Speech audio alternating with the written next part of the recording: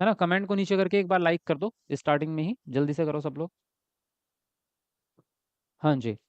देखो तो पहले इसको पढ़ते हैं, पैराग्राफ को। यहाँ से स्टार्ट होता है, साहित्य का आधार जीवन है, इसी आधार पर साहित्य की दीवार खड़ी होती है। साहित्य का आधार क्या है? जीवन है। पहले ही लाइन में आपको एक प्रश्न कहीं ना कहीं देखने को मिलेगा। सबसे पहले जब हम पहली लाइन पढ़ते हैं तो हमें पूरे ही पैराग्राफ का एक कंटेंट समझ में आ जाता है कि किस बेस पे ये पैराग्राफ बनाया गया। अब जैसे पहला हमने पढ़ा, पहली लाइन, साहित्य का आधार जीवन है, इसी आधार पर साहित्य की दीवार खड़ी होती है। तो इस बात से हमें इतना तो समझ में आ गया कि ये जो पूरा पैराग्राफ है वो साहित्य की वकालत करेगा, साहित्य के ऊपर है। साहित्य का मतलब क्या होता है? लिटरेचर। यानी कि लिटरेचर मतलब होता है आपका किसी भी भाषा में लिखा गया कोई कहानी, कविताएं, गद्यांश, उसके अलावा आपके निबंध, जो भी मतलब आप उस भाषा में जो भी अपने विचार प्रस्तुत करना चाहते हैं वो सारा साहित्य कहलाता है। कोई हिंदी का व्यक्ति कविता लिख रहा है वो भी साहित्य है, निबंध लिख के दिया आपको वो भी साहित्य है, किसी महान कवि के बारे में बायोग्राफी लिखी है वो भी साहित्य है। तो ये सब क्या है? साहित्य के होते हैं आपके। अब देखो, उसकी अटारियां मीनार गुंबद बनते हैं लेकिन बुनियाद मिट्टी के नीचे दबी पड़ी है। ऐसा क्यों कहा है इन्होंने बुनियाद मिट्टी के नीचे दबी पड़ी है? शायद कहीं ना कहीं साहित्य जो है वो उभर के नहीं आ रहा है, और साहित्य जो है वो ऊपरी सतह पर ही काम कर रहा है। जैसे हम कई बार कहते हैं शायरी जो होती है ना, शायर तो आज के ज़माने में बहुत हैं। अगर आप देखोगे, आपको यूट्यूब पे, आपको टेलीग्राम पे, आपको इंस्टाग्राम पे शायरी करते हुए हज़ारों लोग मिल जाएँगे जो तुकबंदी लगा के शायरी कर रहे हैं। क्या एक्चुअल में वो शायरी है? उनमें से अगर 100 हैं तो 100 में से 10 लोग होंगे जिनको शायरी की समझ होगी। जो बुनियादी शायरी करते हैं, जिनको पता है कि उसमें कौन-सा अल्फ़ाज़ कहाँ पे फिट बैठता है, कितने शब्द आने चाहिए, किस कौन-सी लाइन के बाद ब्रेक देना है, वो सारी चीज़ें उनको पता है।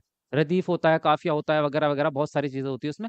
तो शायरी कर तो रहे हैं तुकबंदी के तौर पे। आजकल तो कोई भी उठ के आता है शायर बन जाता है। कोई यूट्यूबर आया जिस जो कॉमेडी करता था पहले, अब आके शायरी बोलने लग गया। तो वो शायरी नहीं है, वो तुकबंदी है। वही सेम चीज़ कह रहा है ये, कि जो आपका एक्चुअल में साहित्य है उसकी बुनियाद कहीं कहीं दबी पड़ी है मिट्टी के नीचे। वो साहित्य, असल साहित्य अब बाहर नहीं आ रहा है निकल के। अब आगे देखो, जीवन परमात्मा की सृष्टि है, इसलिए सुबोध है, सुगम है और मर्यादाओं से परिमित है। जीवन परमात्मा को अपने कामों का जवाबदेह है या नहीं, ये तो हमें मालूम नहीं है, लेकिन साहित्य मनुष्य के सामने जवाबदेह है। यानी साहित्य, जो भी साहित्य की रचना हो रही है, मनुष्य के सामने जवाबदेह होगा कि साहित्य, क्योंकि साहित्य से क्या है कि हमारे कल्चर को भी प्रस्तुत किया जाता है। साहित्य से हमारी अगली पीढ़ी को भी जो हम संस्कृति संस्कार देंगे, जो हम वैल्यूज देंगे, वो साहित्य के द्वारा। अब आज से किसी ने 500 साल पहले कोई किताब लिखी होगी, वो आज पढ़ रहे हैं ना हम। अगर उन्होंने अपना साहित्य अच्छा ना लिखा होता तो हम हमें कैसे पता चलता उस ज्ञान के बारे में? इसके लिए कानून है जिनसे वह इधर-उधर नहीं जा सकता। मनुष्य जीवन पर्यत्न आनंद की खोज में लगा रहता है। किसी को यह रत्न द्रव्य में मिलता है, किसी को भरे पूरे परिवार में मिलता है, किसी को लंबे-चौड़े भवन में मिलता है, किसी को ऐश्वर्य में, और लेकिन साहित्य का आनंद इस आनंद से ऊँचा है। ये कह रहे हैं कि जो आनंद, खुशी है, जो इंसान आनंद की खोज में लगा रहता है पूरे जीवन, है ना? पूरे जीवन जो है आनंद की खोज में लगा रहता है। तो किसी को रत्न में, रत्न मतलब हीरे जवाहरात में, किसी को पैसे में, किसी को बड़ी गाड़ी में, किसी को बड़े-बड़े बंगले में, किसी को जो है बहुत नए-नए कपड़े खरीदने में। तो हर किसी का मज़ा अलग है। तो ये कह रहे हैं कि साहित्य का जो आनंद है, वो इस आनंद से बहुत ज़्यादा है। जिसको साहित्य में आनंद आने लग गया, उसको किसी और चीज़ नहीं चाहिए किसी को, है ना? उसका आधार सुंदर और सत्य है। वास्तव में सच्चा आनंद सुंदर और सत्य से निकलता है। उसी आनंद को दर्शाना, वही आनंद उत्पन्न करना साहित्य का उद्देश्य है। तो साहित्य का उद्देश्य क्या हुआ आपका? ये आनंद खुद भी प्राप्त करो और दूसरों को भी। जैसे शायरी सुनाते हैं जो लोग शायर होते हैं, उन्हें खुद भी मज़ा आता है और जो लोग सुनते हैं उनको भी मज़ा आता है ना? या कोई जैसे कोई सॉन्ग आया आपका, न्यू रिलीज़ हुआ, तो सॉन्ग जिसने गाया है उसने भी अपनी खुशी के लिए ही गाया है। हर कोई सिंगर जो है वो पैसे के लिए नहीं बनता। सिंगिंग ऐसा पैशन है जो आपको खुद में मज़ा देता है, खुद आनंदित होते हैं आप, और जो उसको सुनेगा उसको भी आनंद आएगा। तो साहित्य ही है वो एक तरह से। अब देखते हैं इससे रिलेटेड क्या प्रश्न बनाता है ये आपका, उसके हिसाब से देखेंगे, ठीक? चलिए, तो यहाँ पर जो पहला प्रश्न है आपका, प्रस्तुत गद्यांश के अनुसार साहित्य और जीवन में गहरा संबंध है क्योंकि, पहला ऑप्शन है जीवन का मुख्य आधार प्रसन्नता है जो साहित्य देता है। दूसरा है साहित्य जीवन की सृष्टि है। तीसरा साहित्य का आधार जीवन है, और डी है आपका साहित्य जीवन की दृढ़ता, जीवन को दृढ़ता देता है। तो बताएंगे यहाँ पर कौन सा ऑप्शन सही होगा? चलिए कमेंट में अपना आंसर लिखते रहेंगे, उसके बाद आगे बढ़ते रहेंगे हम। चलो जल्दी से लिखेंगे सबके सब। हम्म, लिखो जल्दी फटाफट से अपना आंसर। अगर पैराग्राफ आप देखना चाहते हैं तो देख सकते हैं एक बार झलक बीच में। जल्दी से ढूंढो कहाँ है। हम्म। मिला? आंसर मिला आपको? पहली लाइन में है, ये रहा, साहित्य का आधार जीवन है ना? तो क्या है ये गद्यांश के हिसाब से साहित्य और जीवन में? साहित्य का आधार जीवन है, सी ऑप्शन आपका यहाँ पर राइट हो जाएगा। ठीक। अगला प्रश्न है, मनुष्य किसकी खोज में जीवन भर लगा रहता है? परमात्मा की, आनंद की, साहित्य की, या रत्न द्रव्य की? तो बताएंगे यहाँ पर कौन सा ऑप्शन सही होगा आपका। लिखो जल्दी से अपना आंसर। बहुत बढ़िया। चलो 500 लाइक्स होने वाले भाई हमारे। 500 लाइक्स होने में 5 लाइक बच रहे हैं। तो जरा सब लोग कमेंट को नीचे करके एक बार लाइक कर दो, जिसने नहीं किया लाइक फटाफट से कर दो। देखो ये कहाँ है आपका। तो देखो यहाँ पैराग्राफ में कहाँ मिलेगा, मिला कि नहीं मिला बताओ। मिला? नहीं मिला? मनुष्य जीवन भर किसकी खोज में लगा रहता है? आनंद की खोज में लगा रहता है। ठीक है। अगला प्रश्न है, साहित्य का प्रमुख उद्देश्य क्या है? ऐश्वर्य उत्पन्न करना, सृष्टि उत्पन्न करना, जीवन उत्पन्न करना, या फिर आनंद उत्पन्न करना? तो बताएंगे यहाँ पर कौन सा ऑप्शन सही होगा आपको। लिखो जल्दी से अपना आंसर। जी। पैराग्राफ देखना चाहोगे? साहित्य का प्रमुख उद्देश्य क्या है? ढूंढो। साहित्य का उद्देश्य क्या है आप? जल्दी ढूंढो। मिला कि नहीं मिला? सबसे नीचे लिखा तो है। साहित्य का उद्देश्य क्या है? आनंद उत्पन्न करना। डी ऑप्शन आपका राइट हो जाएगा। ऐश्वर्य नहीं होगा, सृष्टि नहीं होगा, जीवन भी नहीं होगा। अगला प्रश्न है, वास्तव में सच्चा आनंद मिलता है साहित्य व जीवन से, भरे पूरे परिवार से, सुंदर व सत्य से, या फिर लंबे चौड़े भवन से? तो बताएंगे कौन सा ऑप्शन सही होगा यहाँ पर आपका। जल्दी से अपना आंसर लिखेंगे आप। बढ़िया, कमेंट में आंसर देते रहेंगे सब लोग। हम्म।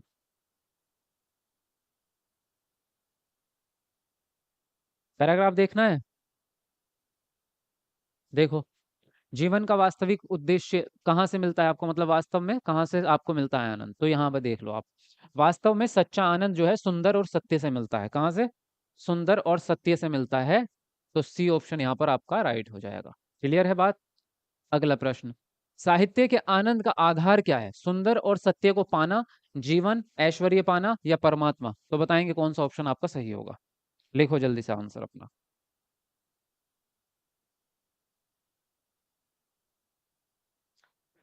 हाँ जी। और सब लोग भाई लाइव टाइम पे आया करो यार, लेट वेट का चक्कर मत किया करो। 5 बजे का आपका टाइम है, तो सब लोग 5 बजे जो है लाइव आ जाया करो, ठीक है?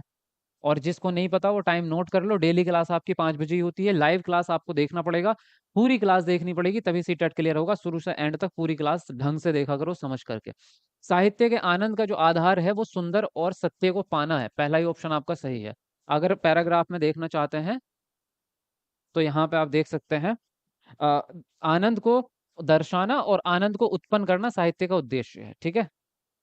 तो आनंद को उत्पन्न करना, कहाँ गया, सुंदर और सत्य को पाना, यही उसका उद्देश्य है आपका।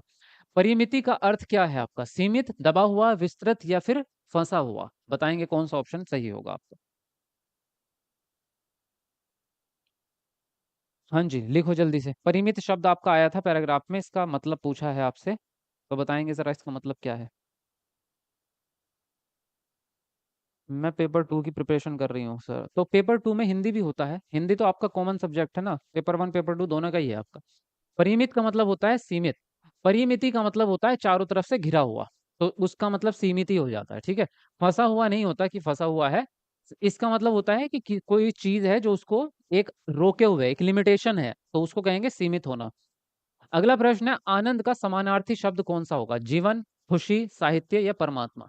बताएंगे आप कौन सा ऑप्शन सही होगा आपका। लिखेंगे जल्दी से अपना आंसर। बीएड एस्टेट के लिए है ये क्लास, कर सकते हो प्रैक्टिस के लिए, तो ये भी आपका एस्टेट में भी पैराग्राफ ऐसे ही आते हैं। लिखो जल्दी से आंसर। ए। ए वाले ज्यादा हैं भाई इसमें। ठीक है। अच्छा, आनंद का समानार्थी शब्द जो होगा वो खुशी होगा आपका, जीवन नहीं होगा। खुशी को ही तो कहते हैं हम, जब मजा आता है उसी को तो कहते हैं आनंद आ रहा है, मजा आ रहा है ना, खुशी होता है आपका। तो सेकंड ऑप्शन राइट होगा यहाँ। नेक्स्ट है यहाँ पर आपका, सुबोध का विलोम शब्द क्या होगा? निर्बोध, दुर्बोध, कुबोध, या फिर विचलित? तो बताएंगे यहाँ पर कौन सा ऑप्शन सही होगा। लिखो जल्दी से अपना आंसर।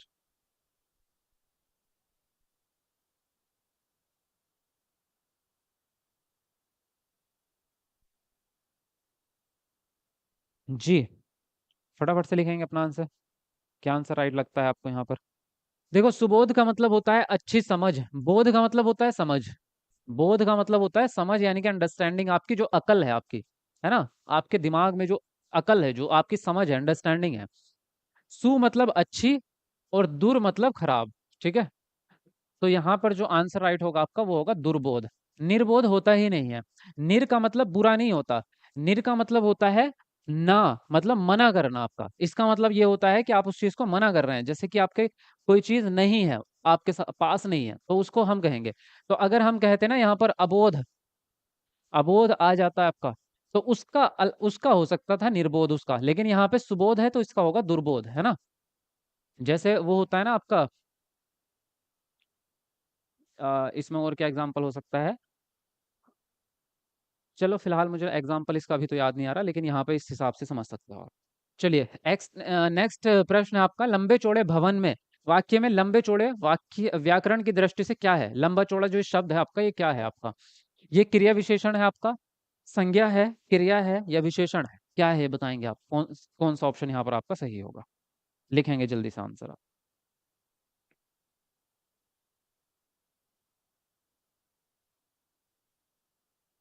जी, देखो यहाँ पर जो आंसर आपका राइट होगा, यहाँ होगा विशेषण। कैसे होगा?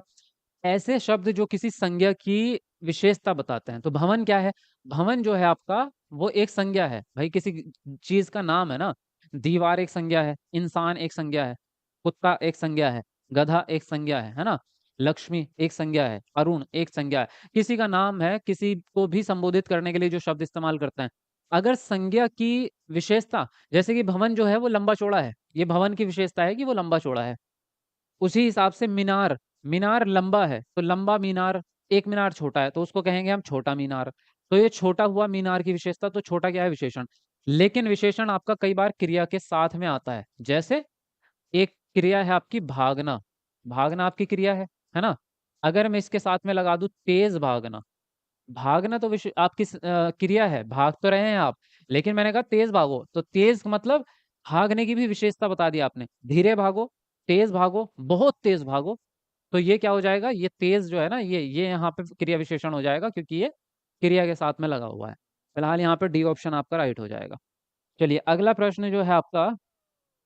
हम्म। ग्रामर मुझे नहीं आता है, कोई बात नहीं, सिखा देंगे, क्यों टेंशन ले रहे हो?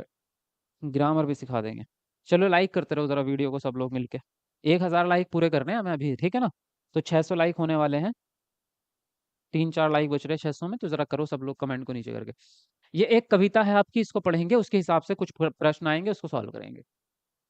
थोड़ो भी ऐसा तो जीवन में होता है, सिंपल सी है, आनंदित है, कविता पढ़ने में मजा भी आता है। देखो, इसका अर्थ बड़ा मजेदार निकलेगा। थोड़ो भी ऐसा तो जीवन में होता है, जो कभी मिलता है वह कभी छिनता है। जाहिर सी बात है, जो मिला है आज वो जरूरी नहीं हमेशा हमारे साथ रहेगा, वो छिन भी सकता है। और जो आज हमारे साथ नहीं है, हो सकता है कल को वो चीज हमें मिल जाए, है ना। तो ये खुशी और गम जीवन में चलता रहता है ना। लेकिन इससे डरकर संध्या के सिंदूरी प्रकाश में मंजरित तुलसी के नीचे दिया जलाना थोड़े ही बंद किया जाता है। इसका अर्थ समझो।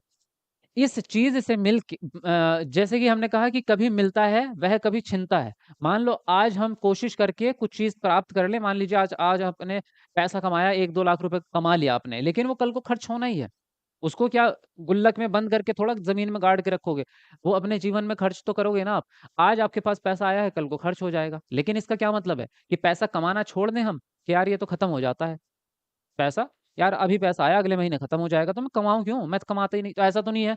कमाना छोड़ते तो नहीं है, वही चीज कह रहा है। इस चीज से डर कर कि आपका पैसा खत्म हो जाएगा, या आपके जीवन से वो चीज चली जाएगी, या वो व्यक्ति आपका जो दोस्त है आज, वो आपका दोस्त जो है कल कहीं दूर विदेश में चला जाएगा पढ़ने के लिए, तो आपसे दूर हो जाएगा, तो क्या आप दोस्त बनाना बंद कर देंगे? इससे डर कर संध्या के सिंदूरी प्रकाश में, यानी कि जब शाम होती है आपकी, संध्या के सिंदूरी प्रकाश का मतलब यहाँ पे यह है कि जब आपकी खुशी छिन रही हो आपसे धीरे धीरे, तो शाम इसी को कहते हैं हम। सुबह का मतलब है चीजें आपके पास आना, शाम का मतलब है चीजें आपके पास से जाना। तो संध्या के सिंदूरी प्रकाश में मंजरित तुलसी के नीचे दिया जलाना थोड़ी बंद कर देंगे, यानी कि हम जो है उम्मीद थोड़ा छोड़ देंगे, या आगे काम करना थोड़ा छोड़ देंगे हम। भगवान बात सुने या ना सुने, तो भी मंदिर तो मंदिर है, उसमें जो रोज शाम को दिया नहीं जलाता है, वह तो घर लौटने के अपने ही मार्ग पर अंधेरा फैलाता है। यानी कि अब भगवान या मस्जिद में आप गए हैं, अल्लाह है, तो अल्लाह से या भगवान से आप दुआ करते हैं। अब जरूरी नहीं हर बार जो है आपकी दुआ कबूल हो जाती है, हर बार तो नहीं होती, कभी होती है कभी नहीं होती। और कभी ऐसा होता है कि बहुत देर से होती है। हो सकता है आज आपकी किस्मत में वो चीज लिखी ही ना हो गॉड ने, है ना। हो सकता है कि आज आपने जो दुआ मांगी है वो आज ना मिले, आपको 1 साल बाद मिले। हो सकता है 1.5 साल बाद मिले वो चीज। इसका मतलब ये थोड़ा है कि आप वहां पे जाके प्रार्थना करना बंद ही कर दे कि भाई मुझे कुछ मिलता तो नहीं, छोड़ो क्या ही है ना, ये नहीं करेंगे आप। तो जो शाम को हम दिया नहीं जलाता है, यानी कि जो व्यक्ति उम्मीद नहीं रखता है, काम को करने के बाद उम्मीद नहीं रखता है कि आगे अच्छा वक्त आएगा, वो हमेशा के लिए ही अंधकार में चला जाएगा, फिर उसके साथ आगे भी कुछ नहीं होना। तो बात समझ में आई, कहानी बहुत अच्छी थी, मोटिवेशनल भी थी। चलिए इससे क्या रिलेटेड चीजें प्रश्न बनेंगे उसको देखते हैं, आगे बढ़ते हैं। जी एक बार आपकी कमेंट देख लूं जरा,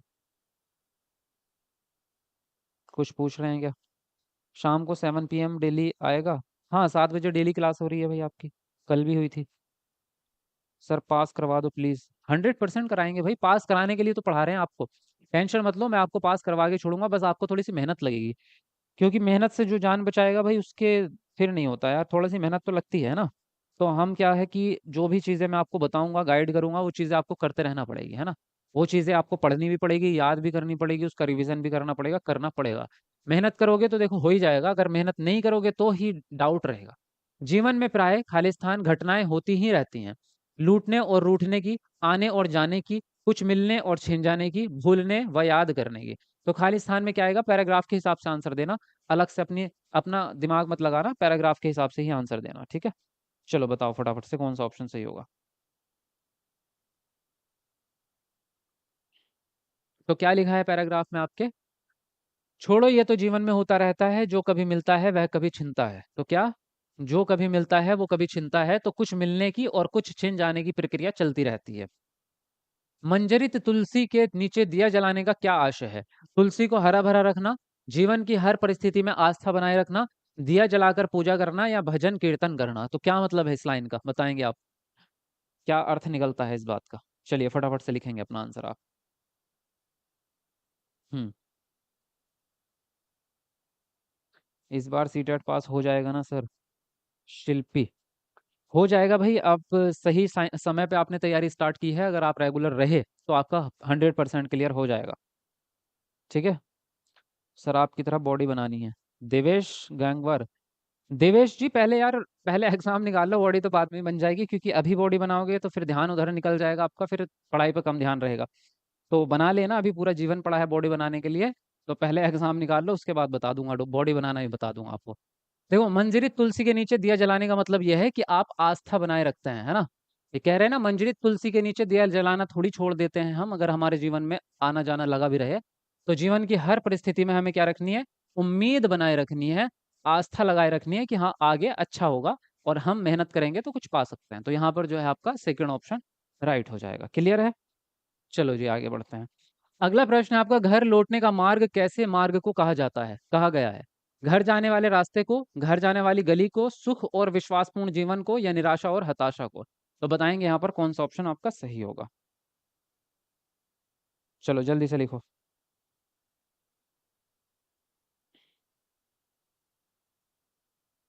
जी फटाफट से लिखेंगे। एक वो भी क्लास कर दो। कौन सी क्लास कर दो? बॉडी बनाने वाली क्लास चाहिए आपको भी? और बताऊं आपको? अच्छा जी।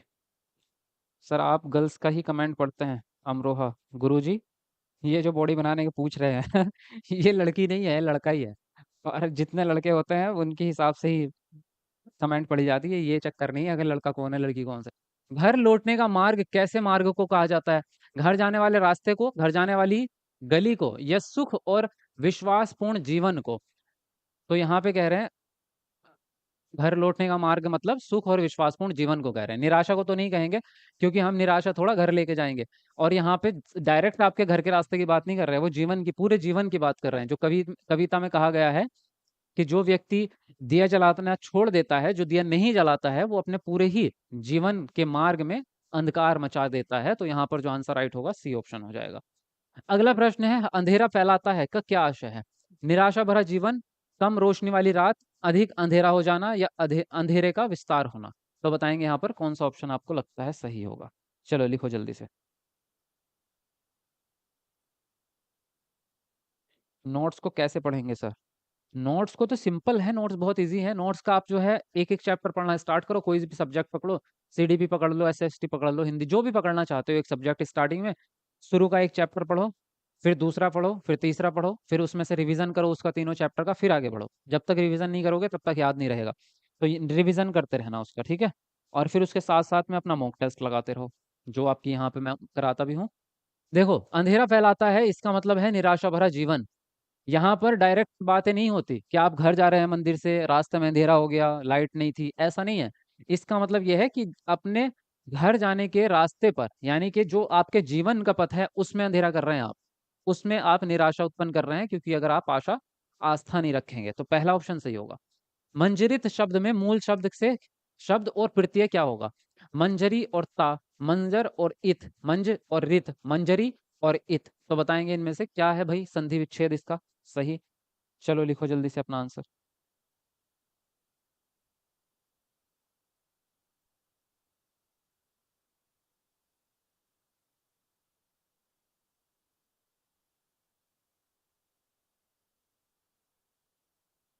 हाँ जी। चैप्टर को कैसे पढ़ेंगे हम? मतलब चैप्टर को कैसे पढ़ेंगे इसका क्या मतलब है? मैं समझा नहीं आपकी बात, थोड़ा एक्सप्लेनेशन में बताओ। देखो, यहाँ पर जो मंजरित है इसका मूल शब्द जो होता है वो मंजरी होता है, और इत जो है वो प्रत्यय है। रित तो होता ही नहीं है आपका, है ना। इत प्रत्यय होता है आपका, लेकिन इसमें जो मूल शब्द है वो मंजर नहीं बल्कि मंजरी है आपका। तो डी वाला ऑप्शन आपका यहाँ पर ठीक होगा, ठीक है।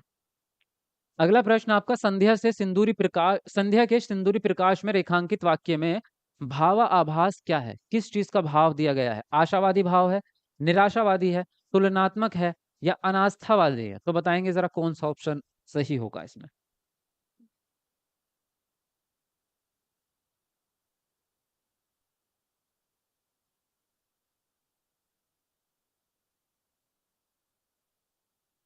तो यहाँ पर जो कह रहे हैं ना, संध्या के सिंदूरी प्रकाश में दिया जलाना थोड़ी छोड़ देते हैं, है ना। संध्या के सिंदूरी प्रकाश में मंजरित तुलसी के नीचे दिया जलाना थोड़ी छोड़ देते हैं। तो इसमें आशावादी बात की गई है कि हम जो है उम्मीद थोड़ी छोड़ देंगे, हम दिया जलाना थोड़ा छोड़ देंगे। तो इसमें बात आशा की गई है, ना कि निराशा की। तो आंसर जो राइट होगा वो पहला ऑप्शन होगा आपका, ठीक है। चलिए, अगला प्रश्न शुरू करते हैं, और यहाँ से आपका पेडागोजी स्टार्ट हो जाती है। और प्रश्न आपका, कक्षा में प्रस्तुतिकरण के दौरान विद्यार्थी एक एक करके अपनी राय दे रहे हैं। भाषा अध्यापक होने के नाते आप किस आधार पर उनका आकलन करेंगे? भाषा के प्रवाह पर, विषय वस्तु की निपुणता, विभिन्न लेखकों के कथन, या प्रस्तुतिकरण शैली? तो बताएंगे जरा कौन सा ऑप्शन यहाँ पर आपका सही होगा। जल्दी से अपना आंसर लिखेंगे आप।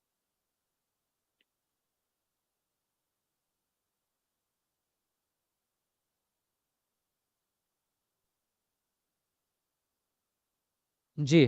तो क्या पूछा आपसे? देखो, यहाँ पर जो है एक एक करके अपनी राय दे रहे हैं बच्चे। बच्चे क्या कर रहे हैं? अपनी, मतलब डिस्कशन मेथड समझ लो एक तरह से। तो बच्चा अपना क्या करेगा? अपने अनुभव सामने रखेगा। तो उसमें भाषा का प्रवाह तो आ ही जाएगा भाई, जब बच्चा बोल रहा है तो फ्लुएंसी तो चेक हो जाएगी। विषय वस्तु की निपुणता, यानी कि बच्चा कंटेंट क्या बोल रहा है, जो बोल रहा है। एक तो फ्लुएंसी है, दूसरा है उसके विचार, उसका अनुभव, जो वो बोल रहा है उसमें उसकी बात में कितना दम है ना। उसका कंटेंट कितना निपुण है। लेखकों से इसका कोई लेना देना नहीं है, क्योंकि वो अपने विचार प्रस्तुत कर रहे हैं, ना कि किताब के। किसी लेखक की बातें नहीं सुना रहे, वो अपनी अपनी राय दे रहे हैं, अपना विचार है। प्रस्तुतिकरण शैली आ सकती है, क्योंकि हम अपनी बात को किस तरह से रखते हैं, ये भी एक मेथड होता है हमारा, कि हम अपनी बात दूसरे के सामने कैसे रखें। मान लीजिए आपको जो है नए जूते चाहिए, और अब पापा के सामने आपको ये बात रखनी है कि पापा जी मुझे नए जूते चाहिए, है ना। समझ में आ रही है? तो आपका तरीका क्या है? आपके घर में मान लो बहुत ज्यादा पैसे नहीं है, अमीर नहीं है, और आपको 5,000 रुपए वाले शूज चाहिए, क्योंकि आपको पार्टी में जाना है, कॉलेज की फेयरवेल पार्टी में। तो वहां पे क्या कहेंगे पापा के सामने? पापा वो ना, कल ना फेयरवेल पार्टी है। हाँ तो मेरे सारे दोस्त भी आएंगे। हाँ तो सभी दोस्तों के पापा तो उनको शॉपिंग करा रहे हैं। हाँ तो फिर वो तो अच्छे अच्छे कपड़े और अच्छे अच्छे जूते पहन के आएंगे। तो बात समझ में आ रही कैसे आप प्रस्तुत करेंगे? अगर आपने डायरेक्टली बोला पापा 5,000 रुपये चाहिए, तो जूता नहीं मिलेगा, फिर जूता सर पे पड़ेगा। तो ये आपका एक तरीका होना चाहिए। फिलहाल पहला, दूसरा और चौथा यहाँ पर सही हो रहा है। आपका आंसर राइट हो जाएगा, डी ऑप्शन, है ना। ठीक। चलिए आगे देखेंगे। निम्नलिखित में से कौन सी पारस्परिक शिक्षण की प्रक्रियाएं हैं? पहला है अनुमान, प्रश्न करना, स्पष्ट करना और सारांशीकरण। दूसरा है मान लेना, चर्चा करना, नोट करना और सारांशीकरण। तीसरा कल्पना करना, प्रस्तुतिकरण, प्रश्न करना और सारांशीकरण। डी है आपका विचार करना, अभिव्यक्त करना, मॉनिटरिंग करना और सारांशीकरण। तो बताएंगे इनमें से जरा कौन सा ऑप्शन आपको ठीक लगता है? हाँ तो वाला डायलॉग आपको पसंद आ गया? चलिए बढ़िया चीज है। जी, ऐसे ही होता है, सीन ऐसे ही होता है। ऐसा मेरे साथ होता है, जैद बोल रहे हैं। देखो, यहाँ पे क्या बात कर रहे हैं? पारस्परिक शिक्षण। पारस्परिक शिक्षण एक्चुअल में होता क्या है? पारस्परिक शिक्षण में एक से ज्यादा टीचर होते हैं। एक से ज्यादा टीचर होते हैं, सामूहिक शिक्षण भी कह सकते हैं इसको। अब एक से ज्यादा टीचर होते हैं, उसमें पूरी एक प्लानिंग करी जाती है, योजना बनाई जाती है, और उसमें जो आपकी प्रक्रियाएं होंगी, सबसे पहला अनुमान लगाना, प्रश्न भी होता है उसमें, एक दूसरे से टीचर बच्चों से प्रश्न करते हैं, बच्चे टीचर से, स्पष्टीकरण भी होता है, सारांशीकरण भी होता है। तो यहाँ पर जो है आपका पहला ऑप्शन सही होगा। नोट करना नहीं होता, ये नहीं होगा। मान लेना भी नहीं होता कि पहली मान ली बात आपने, है ना, सिरों में बात मान ली, ऐसा नहीं होता। प्रस्तुतिकरण नहीं होगा क्योंकि उसमें डायरेक्टली आप व्याख्या नहीं करेंगे, है ना। अभिव्यक्त करना है, मॉनिटरिंग करना है, विचार, मॉनिटरिंग नहीं होगा उसमें। फिलहाल यहाँ पे पहला ऑप्शन ज्यादा बेस्ट है, फर्स्ट ऑप्शन यहाँ पर राइट जाएगा। अगला प्रश्न है आपका, संप्रेषणात्मक गतिविधि को शुरुआती चरण में अध्यापिका विद्यार्थियों को जहां भी आवश्यकता हो मदद दे रही है और धीरे धीरे विद्यार्थी का उत्तरदायित्व डाल रही है, विद्यार्थी पर उत्तरदायित्व डाल रही है। तो अध्यापिका यहाँ क्या कर रही है? विद्यार्थी को दिशा संकेत दे रही है, विद्यार्थी को मदद दे रही है, या फिर आपका विद्यार्थी को पुनर्बलन दे रही है, या फिर विद्यार्थी को निर्देश दे रही है। तो बताएंगे जरा कौन सा ऑप्शन सही होगा आपका? लिखो जल्दी से अपना आंसर।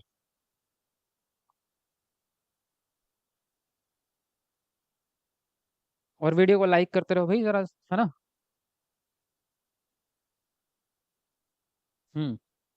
800 लाइक होने वाले हैं, जरा पूरे करो जल्दी से फटाफट से सब लोग। कमेंट को काट के नीचे और एक बार वीडियो को लाइक कर दो जितने लोग भी जुड़ चुके हैं। देखो, बात करें यहाँ पर तो ये पूरा का पूरा जो आपको सिस्टम दिख रहा है कि जहां पर जरूरत पड़ रही है शुरुआती चरण में, वहां पे तो आपको क्या दिया जा रहा है? टीचर मदद दे रही है। और जब बच्चा जैसे जैसे सीखता जाएगा तो आपकी मदद धीरे धीरे कम होती जाएगी। तो क्या है ये स्कैफोल्डिंग है आपका, सीधी बात है, यहाँ पे समझ में आ गया होगा आपको, है ना। जो वाइगोत्स्की ने बात की है स्कैफोल्डिंग की, और उसको हम क्या कहते हैं? उसको कहते हैं मदद देना, सहायता देना।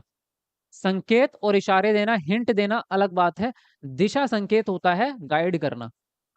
दिशा जहां पे जोड़ दिया शब्द दिशा संकेत का मतलब है गाइड करना उसको, कि आप उसको फ्यूचर के लिए या किसी चीज के लिए प्लानिंग बता रहे हो आगे की। यहाँ पे मदद हो रही है डायरेक्टली, डायरेक्टली मदद हो रही है, तो डायरेक्टली मदद करने को कहते हैं हम स्कैफोल्डिंग, जिसको पाड़ कहते हैं हिंदी में। तो आंसर राइट होगा आपका सेकंड ऑप्शन। क्लियर? अगला प्रश्न है, भाषा की कक्षा में विद्यार्थी अध्यापिका की उपस्थिति में एक दूसरे के साथ अंतःक्रिया करके अंग्रेजी भाषा में एक दूसरे की पसंद और नापसंद जान रहे हैं। अंतःक्रिया के दौरान जब भी और जहां भी जरूरत है, अध्यापिका विद्यार्थियों को आवश्यक संकेत मदद के रूप में दे रही है। जहां समस्त शिक्षण अधिगम प्रक्रिया अधिगम के किस सिद्धांत को प्रतिबंधित कर रही है? तो व्यवहार को, या संज्ञानात्मक संकेत को, या अंतःक्रियात्मक, या सामाजिक सांस्कृतिक। तो बताएंगे जरा कौन सा ऑप्शन सही होगा? फटाफट से लिखो अपना आंसर। जी। अस्सलाम वालेकुम टीचर जी। वालेकुम अस्सलाम जी। शीजा, बड़े लेट आए हो भाई, कहाँ थे? बढ़िया लिखे, लिखो जल्दी से अपना आंसर लिखो सबके सब। पेपर 2 वालों को EWS पढ़ने का जरूरत। EWS? अच्छा, EVS, अरे कैसे कैसे लिखते हो आप कमेंट भी। EVS पढ़ने की हाँ जरूरत नहीं है। EWS अलग चीज होती है, वो कैटेगरी है। EVS पढ़ने की जरूरत नहीं है। देखो, यहाँ पर जो हो रहा है आपका, भले ही इतने लंबा चौड़ा इसने प्रश्न बनाया है, लेकिन यहाँ पे जो बात है मेन वो ये है कि जहां पर जरूरत पड़ रही है वहां पे टीचर मदद कर रही है, बात सेम ही है। जहां भी आवश्यकता होती है, टीचर क्या करती है? संकेत दे देती है मदद के रूप में। इसका मतलब क्या है सीधा? इसका मतलब सीधा पाड़ है, जिसको हम इसका फोल्डिंग कह रहे हैं। ये भी पाड़ से ही रिलेटेड संबंधित है आपका। तो यहाँ पे आंसर राइट होगा आपका डी ऑप्शन। दूसरी बात, इसने प्रक्रिया प्रक्रिया नहीं पूछी आपसे, इसने सिद्धांत पूछा है। और सिद्धांत का नाम है आपका सामाजिक सांस्कृतिक विकास का सिद्धांत। और सामाजिक सांस्कृतिक विकास का सिद्धांत किसने दिया है वो आप सबको पता है, कमेंट में लिख दो जरा। किसने दिया है सामाजिक सिद्धांत? कमेंट में लिख दो जरा सब लोग। नेक्स्ट है आपका यहाँ पे तीन कथन दिए गए हैं आपके। पहला कथन है श्रव्य एवं लिखित सामग्री के संरचनात्मक और व्याकरणिक तत्वों का प्रत्यक्ष अध्यापन। दूसरा कथन है आपका श्रव्य और लिखित सामग्री को विद्यार्थियों के प्रयोग हेतु सामाजिक और सांस्कृतिक संदर्भों से जोड़ना। तीसरा है कार्य की इस प्रकार से अभिकल्पना करना कि जो समूची के संदर्भ में कौशलों के विकास पर केंद्रित हो। तो निम्नलिखित में से कौन से उत्तर ऊपर बताए गए सिद्धांत पर आधारित हैं? मतलब ये तीनों के तीनों किस सिद्धांत को प्रतिपादित कर रहे हैं? सामग्री आधारित निर्देश, या फिर प्राकृतिक उपागम, या मौन तरीका, या फिर कार्य आधारित भाषा शिक्षण। तो बताएंगे जरा कौन से तरीके इस्तेमाल हो रहे हैं ऊपर? वाइगोत्स्की ने दिया है जी, बिल्कुल सही बात है आपकी, वेरी गुड। लिखते रहो जल्दी से अपना आंसर। हम्म। ओके, लिखो इसका आंसर, लिखो जल्दी से, कमेंट में लिखो।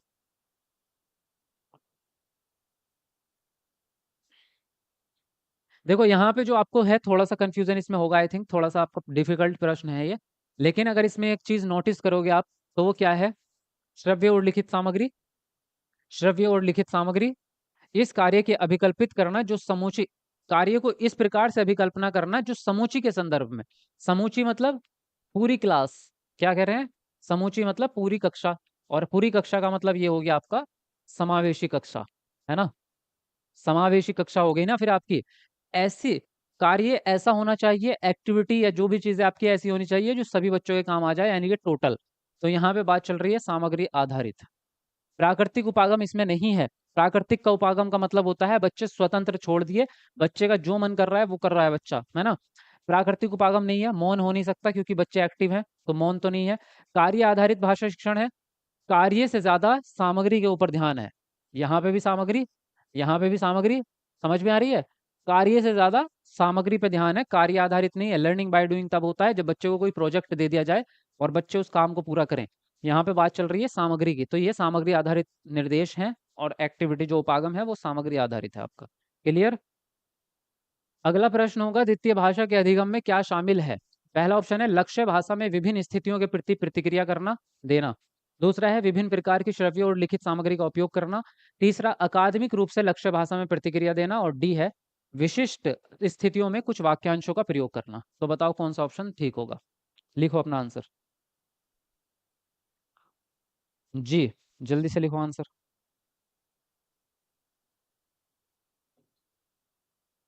हम्म।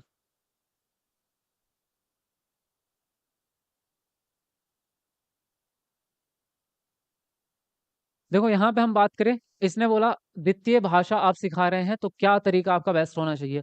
लक्ष्य भाषा में विभिन्न स्थितियों के प्रति प्रतिक्रिया देना। अगर हम पूरा अधिगम कर रहे हैं तो क्या केवल प्रतिक्रिया देना उसमें शामिल होगा? केवल प्रतिक्रिया से काम चल जाएगा? यानी कि केवल क्या कर रहे हैं आप? केवल बच्चा केवल जवाब दे सकता है और कुछ कुछ नहीं, प्रश्न नहीं पूछ सकता, ना ही अपने अनुभव बयान कर सकता है, ना ही भाषा का उपयोग अलग अलग जगह पे कर पा रहा है। प्रतिक्रिया का मतलब तो यही होता है, मैंने एक प्रश्न पूछा, बच्चे ने जवाब दे दिया, बात खत्म हो गई। विभिन्न प्रकार के श्रव्य और लिखित सामग्री का उपयोग करेंगे आप, ये ठीक है आपका। अकादमिक रूप से लक्ष्य भाषा में प्रतिक्रिया देना, इसमें भी केवल प्रतिक्रिया की बात चल रही है। विशिष्ट स्थितियों में कुछ वाक्यांश है। कुछ क्यों करेंगे भाई? जब भाषा सीखनी है तो क्या कुछ सेंटेंस ही सीखते हैं उसके? भाई भाषा सीखेंगे तो पूरी सीखेंगे ना, कुछ रटेंगे थोड़ा हम कि चार सेंटेंस रट लिए इंग्लिश के और उसी से इंप्रेशन जमाए जा रहे हो सब जगह, है ना? वो नहीं यहाँ पर। जब आप विभिन्न प्रकार की श्रव्य दृश्य सामग्री इस्तेमाल करेंगे तो वो आपका अधिगम में बहुत महत्वपूर्ण हो जाएगी। आंसर राइट होगा सेकंड ऑप्शन आपका। आगे बढ़ते हैं। भाषा की कक्षा में अध्यापिका ने विद्यार्थियों को पिछले माह की गई आम उद्घोषणाओं और वक्तव्यों का विश्लेषण करने के लिए कहा। यहाँ अध्यापिका किस बात पर बल दे रही है? लिखित विमर्श चिंतन, वाचिक विमर्श चिंतन, मुद्रित विमर्श चिंतन, या अप्रकाशित विमर्श चिंतन? तो किस प्रकार का चिंतन है बताओ भाई? लिखेंगे जरा फटाफट से सब लोग अपना आंसर। जी, कितने गलत हो रहे हैं वो तो आपको पता होगा, गिनते रहो, लास्ट में पूछने हैं आपसे। मजा आ रहा है ना आपको क्लास में? बढ़िया। सर बता भी दो कि मैथ की क्लास कब से होगी, बता तो दिया था आपको, परसों भी बताया, कल भी बताया। 10 तारीख के बाद होगी मैथ की क्लास, 10 तारीख के बाद, ठीक है? देखो यहाँ पे जो बात चल रही है आपकी, यहाँ पे विमर्श चिंतन तो सारे ही है, अप्रकाशित से तो लेना देना है नहीं आपका। ये अप्रकाशित का मतलब होता है जो रिलीज ही नहीं हुआ। मुद्रित है, वाचिक है, लिखित है, किस प्रकार का है? तो उद्घोषणाएं, उद्घोषणाएं और वक्तव्य। वक्तव्य का मतलब होता है सेंटेंसेस जो आप बोलते हैं। वक्ता मतलब स्पीच, वक्ता मतलब वही जो बोला गया हो, जो बोला गया हो। और जो बोला जाता है वो वाचिक होता है, लिखित नहीं होता, मुद्रित नहीं होता। लिखित और मुद्रित प्रिंटेड को कहेंगे। लिखित का मतलब जो हाथ से लिखा, मुद्रित मतलब जो कंप्यूटर से छाप दिया, प्रिंटर से। तो यहाँ पर वाचिक होगा क्योंकि यहाँ बोलने की बात चल रही है। उद्घोषणाएं भी, जो घोषणाएं होती हैं वो भी बोल के ही होती हैं। तो यहाँ पर सेकंड वाला आपका सही होगा। ठीक है। अगला प्रश्न है, निम्नलिखित में से कौन सा उपागम भाषा शिक्षण में, भाषा अधिगम में भाषा की बहुशब्दीय इकाइयों या वाक्यांशों की भूमिका पर बल देता है? संरचनात्मक उपागम, मौखिक उपागम, प्राकृतिक उपागम, शब्दकोशीय उपागम। तो बताओ कौन सा ऑप्शन सही होगा। चलिए फटाफट से अपना आंसर लिखेंगे। शब्दों का खेल चल रहा है आज की क्लास में। शब्द जिसने थोड़े से शब्द के हिंट पकड़ ही लिए उसका आंसर सही। इस क्लास में आपका सारा शब्दों का खेल चल रहा है। करते रहो अपना आंसर। देखो यहाँ पे बात समझ में आ गई है, बहुशब्दीय इकाइयों की बात चल रही है, तो आंसर राइट होगा आपका शब्दकोशीय उपागम। प्राकृतिक नहीं, मौखिक नहीं, संरचना नहीं। भाषा अधिगम में भाषा में सबसे ज्यादा किस पे ध्यान चल रहा है? शब्दों पे। और वाक्यांश भी पूरे वाक्य नहीं होते। वाक्यांश का मतलब होता है दो शब्द। जैसे पानी दो, नहाने दो, मुझे जाने दो, ये वाक्यांश होते हैं छोटे छोटे, जो वाक्य का छोटा रूप होता है। अगला प्रश्न आपका, निम्नलिखित में से असमान को पहचान करें। असमान यानी अलग कौन सा है, डिफरेंट कौन सा है? बच्चों में प्रथम भाषा के विकास के समानांतर अर्जन स्वाभाविक तरीका है। अर्जन अचेतन प्रक्रिया से संबंधित है। तीसरा है अर्जन भाषिक निपुणता के स्वाभाविक विकास से संबंधित है, रखता है। और डी है भाषा अर्जन के नियमों के चेतन ज्ञान पर बल देता है। तो बताओ इनमें से कौन सा ऑप्शन सही होगा। फटाफट से लिखेंगे जल्दी आंसर। हम्म, जल्दी से लिखते रहो। आज कुछ अलग ही क्वेश्चन क्वेश्चन है। हम्म। और अभी एक महाशय कमेंट कर रहे थे, सर जी मुश्किल प्रश्न लेके आओ, आसान आसान क्यों करा रहे हो? आसान लग रहा है। लिखो आंसर अपना। देखो यहाँ पे अगर हम बात करें असमान यानी कि कौन सा अलग है तीनों में से, चारों में से, तो अर्जन जो है वो नियम की चेतन ज्ञान नहीं होता। चेतन मतलब जिसमें जानबूझ के किया गया हो, जिसमें आपका दिमाग लग रहा हो, कोशिश लग रही हो, प्लानिंग लग रही हो, ऐसा नहीं होता। अर्जन में क्या होता है? अर्जन स्वाभाविक है जिसमें कोई चेतन नहीं होता, अचेतन होता है। अर्जन अचेतन होता है। ठीक है। अर्जन स्वाभाविक प्रक्रिया है। प्रथम भाषा स्वाभाविक होती है, कोशिश नहीं होती इसमें। तो डी वाला सबसे अलग है यहाँ पर। नेक्स्ट है प्रकृतिवादी उपागम किसके सिद्धांत के आधार पर शिक्षण शास्त्रीय अनुप्रयोगों को विकसित करने का प्रयास करता है? रोजर ब्राउन, या फिर स्टीफन क्रेशन, या फिर आपका ब्लूमफील्ड, या कोमिन। तो बताएंगे कौन सा ऑप्शन आपका सही होगा यहाँ पर। ये तो आपका नया प्रश्न है, ये अभी मैंने आपको पढ़ाया नहीं है, अभी पढ़ाऊंगा आगे। ठीक है। तो इसका आंसर जिसको देना है तो दे सकते हैं।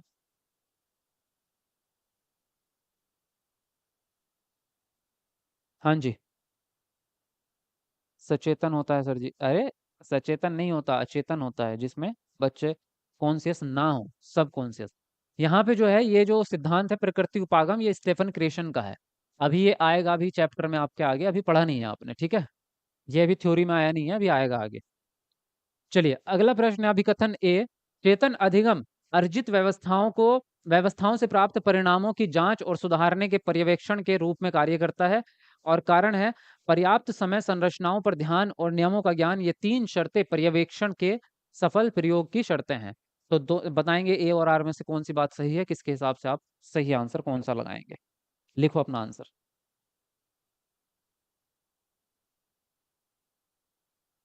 जी फटाफट से लिखो जल्दी से आंसर। और 1,000 लाइक पूरे करो भाई जल्दी से, फटाफट से, है ना। जल्दी से 1,000 लाइक पूरे करो सबके सब मिलके। तुक्का सही गया सर। अच्छा तुक्का लगा रहे हो।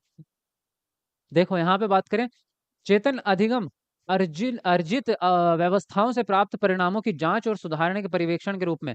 चेतन अधिगम का मतलब यही होता है आपका कि आप अपना दिमाग का इस्तेमाल कर रहे हैं, बिल्कुल कॉन्शियस होके क्या कर रहे हैं, एकदम कॉन्शियस होके आप काम कर रहे हैं उस पर पूरा अटेंशन के साथ में। तो हाँ ठीक है आपका। पर्यवेक्षण का मतलब होता है ऑब्जर्वेशन, जांच करना। तो जब आप परिणामों की जांच करेंगे तो पर्यवेक्षण के रूप में ही करेंगे। ठीक है। तो पर्याप्त समय, संरचनाओं पर ध्यान और नियमों का ज्ञान, ये तीन शर्तें पर्यवेक्षण के सफल प्रयोग की शर्तें हैं। बात ये भी सही है आपकी। पर्याप्त समय आपको मिलना चाहिए, संरचनाओं पे अटेंशन आपकी रहेगी, नियमों का ज्ञान आपको होना चाहिए, तभी आप अच्छा जांच कर पाएंगे। अगर ये तीनों चीजें आपके अंदर नहीं है तो आप जांच नहीं कर पाएंगे ठीक से। लेकिन ये तीन शर्तें आपके पास होंगी और उसके बाद में आप चेतन अधिगम अर्जन व्यवस्थाओं से प्राप्त परिणामों की जांच और सुधारने के पर्यवेक्षण, ये चेतन अधिगम की बात कर रहा है। यहाँ पे आपके कौशल की बात हो रही है। व्याख्या सही नहीं है, व्याख्या अलग रहेगी, बात दोनों सही है लेकिन कारण नहीं है। इसका ये मतलब इस बात का ये कारण नहीं है, दोनों बातें अपने आप में सेपरेट है, अलग अलग हैं। बातें दोनों सही है तो सेकंड वाला ऑप्शन सही जाएगा आपका। अच्छा ए दे दिया था सबने, चलो कोई बात नहीं, होता है। देखो कथन ए है यहाँ पर, ध्वनि तरंगों की पहचान करने वाली भौतिक प्रक्रिया जो कर्ण पटह कान के पर्दे से टकराती है श्रवण के रूप में जानी जाती है ना। और बी है, संप्रेषण के दौरान श्रवण सबसे पहली मुख्य गतिविधि है जो प्रतिक्रिया देती है। तो बताएंगे यहाँ पर कौन सा ऑप्शन सही होगा। चलो जल्दी से अपना आंसर लिखो।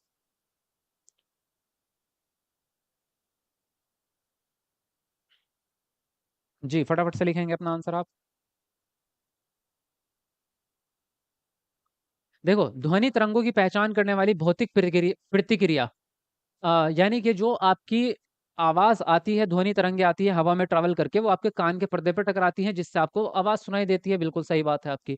और संप्रेषण के दौरान श्रवण सबसे पहली प्रक्रिया है, ये भी बात आपकी सत्य है। सबसे पहले जब कोई बातचीत करता है व्यक्ति, तो जब आप उसकी बात को सुनेंगे तभी आप बोल पाएंगे। और बचपन में अगर आप विकास की भी बात करेंगे तो सुनना सबसे पहले आता है आपका। तो दोनों ही बातें आपकी सही हैं यहाँ पर, ठीक है। सी ऑप्शन यहाँ पर आपका राइट होगा। अगला प्रश्न है, एक अध्यापक होने के नाते आपका मुख्य ध्यान किस पर नहीं होना चाहिए? विभिन्न भाषाओं की स्वीकृति, या सभी को एक समान समय देना, या उच्च स्तरीय चिंतन को प्रोत्साहित करना, या विशिष्ट वर्ग की संस्कृति को समुन्नत करना।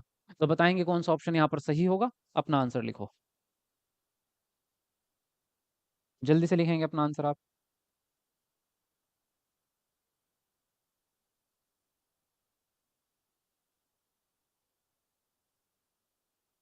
हाँ जी, तो इसने बोला है आपसे कि किस पर ध्यान नहीं देना है आपको। हाँ, अध्यापक होने के नाते विभिन्न भाषाओं की स्वीकृति करेंगे, यस करेंगे आप। सभी को एक समान समय भी देंगे आप बच्चों को, हाँ ठीक है समय भी दे दो। विशिष्ट वर्ग की संस्कृति को समुन्नत करेंगे, नहीं ये गलत है आपका। सभी को मतलब सारी संस्कृति को, एक मिनट रुकना जरा, इसने निगेटिव पूछा है ना आपसे, है ना।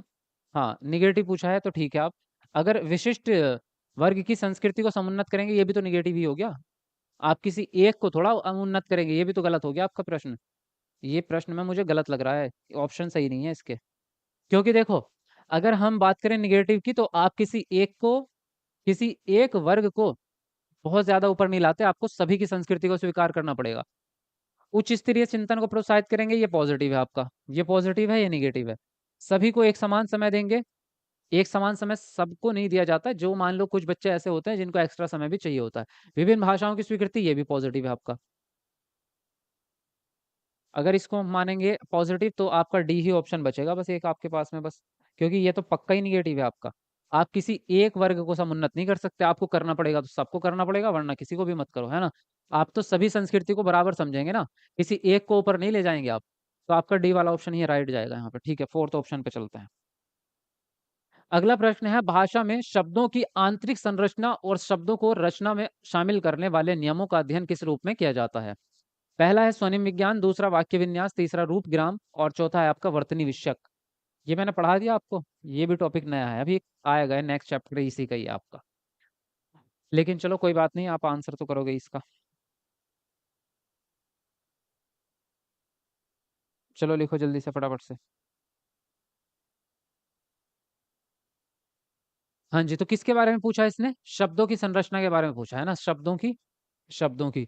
और शब्दों की जो रचना होती है वो रूप ग्राम में होती है। किसमें? रूप ग्राम आकृति मूलक, इसको कहते हैं आकृति मूलक। वाक्य विन्यास में वाक्य की होती है, और स्वनिम में अक्षरों की होती है। इसमें अक्षर, इसमें वाक्य, और इसमें आपके शब्द होते हैं, ठीक है। इसको आकृति विज्ञान भी कहते हैं आप। वर्तनी तो आपका उससे उच्चारण से संबंधित है। अगला प्रश्न है, कुछ विद्यार्थी कक्षा में एक दूसरे से बात करने में संकोच करते हैं, संकोच को दूर करने के लिए क्या सर्वोत्तम उपाय किए जा सकते हैं?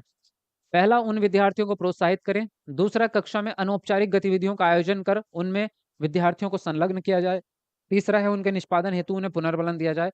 और डी है आपका, उन्हें कुछ और तरह के काम दे दिए जाएं। तो बताओ कौन सा ऑप्शन सही होगा आपका? लिखो जल्दी से आंसर।